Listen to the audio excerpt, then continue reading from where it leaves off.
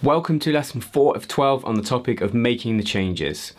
That is developing the skill to outline chord changes with chord tones. Working on this develops your ear, your fretboard knowledge, and help you when it comes to improvising, as your melodies that you create will make more sense against the chord changes. In lesson 3 we looked at adding the 9th to our 1, 3, 5, 7 arpeggios, where we did a chord tone outline like this.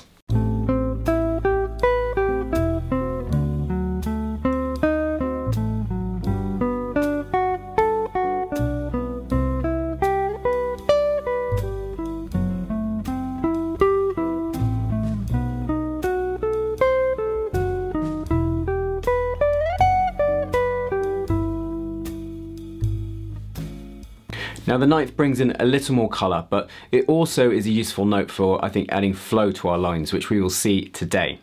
Now the previous 3 lessons have all been about the ingredients, the chord tones.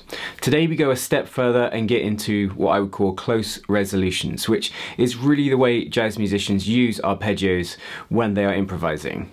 So where do we start with close resolves, and what are close resolves? Close resolves are when you play one arpeggio into the next, and rather than making a big jump, say if you're playing A minor 7 to D7, rather than going A, C, E, G, and then jumping for the root of the D7, going D, F sharp, A, C, you might go A, C, E, G, the A minor 7 arpeggio, and then go to the closest note of the D7, which happens to be a semitone below that G, the 7th of the A minor 7, and it's F sharp. You're playing A minor 7 to D7, if you jump to the roots it's going to sound something like this, potentially, but we want to do more stuff like this, where we do a close resolve, and there's a much smoother flow to the line. Now let's start with a very basic way of looking at this with less notes.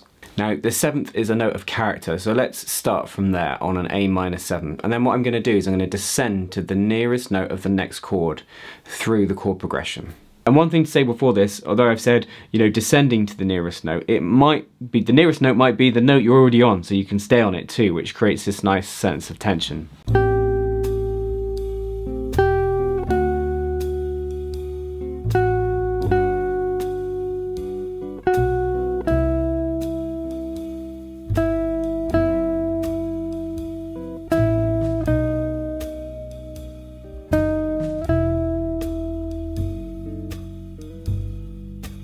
And if I run through that slowly, you're starting here on the 7th of an A minor 7, and the rhythm here is going 1, 2, 3, 4, 1, like that, just as like a rhythmic theme. So we go in the 7th, go down a semitone to the 3rd of D7, stay on that note, it becomes the 7th of G major 7, and then go down, nearest note of C major 7 is an E there, the 3rd. We play that again. We can stay on that note for F sharp minor 7 flat 5. Go down a semitone to the 3rd of B7. Then we can go back up a semitone for the root of E minor 7, just to vary the direction there. So we play it in single note.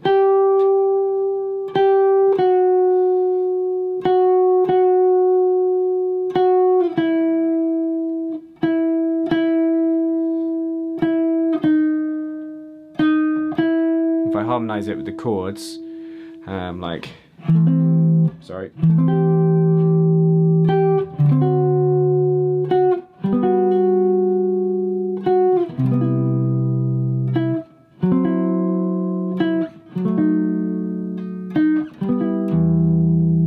Or just with the roots.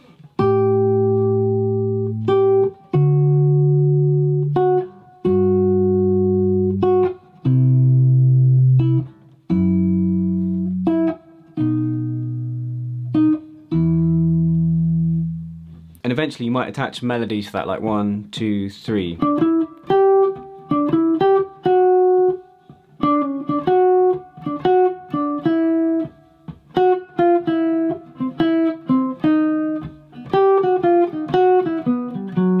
Something like that. It's a bit basic, but you can hear that the the movement through those notes is the thing which makes that line have a forward momentum and a sense of going somewhere. Now the third is also a very characterful note in an arpeggio. It defines whether a chord is major or minor, so it's an important note to target.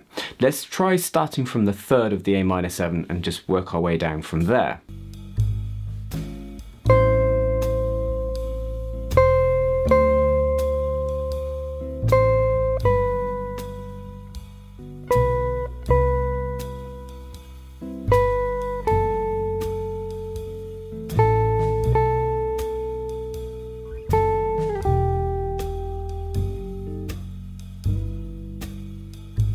Backing track is available on Patreon, by the way, on the lowest tier.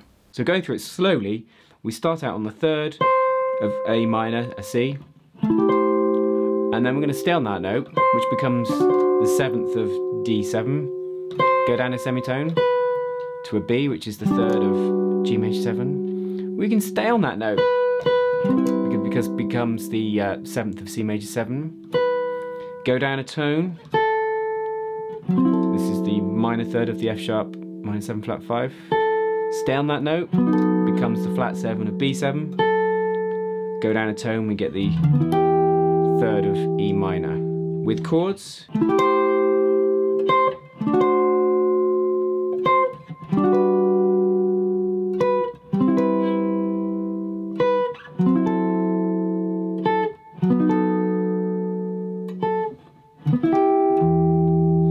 bass notes.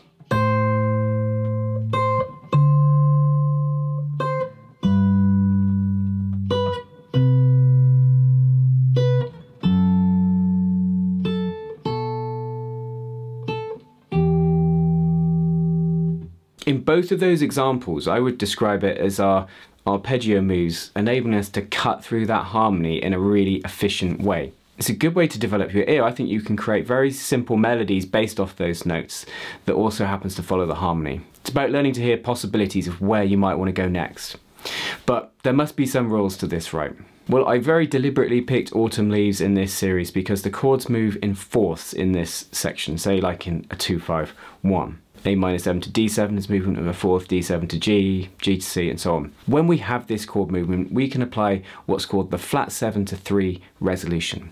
This is where you play the 7th at the end of the bar, and then the 3rd of the next chord will be below that, like this.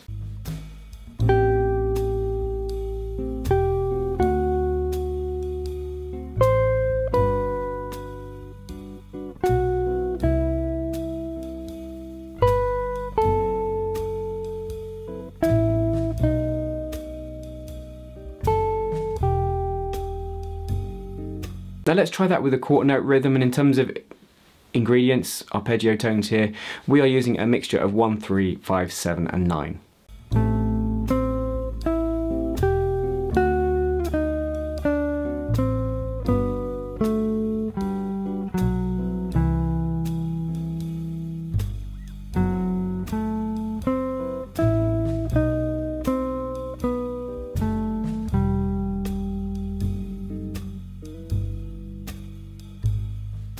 And again with some nice pivots.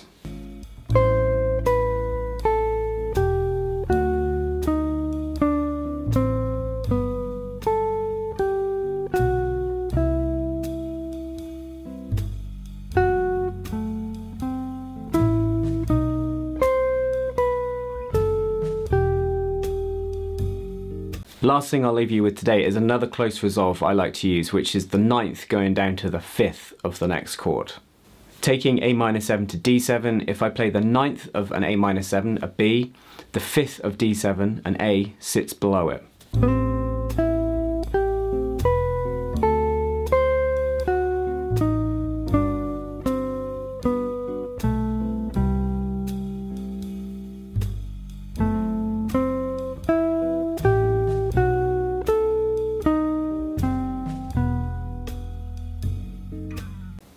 Now the backing track that I've been playing over in this series is available on the lowest tier of my Patreon page, link in the description.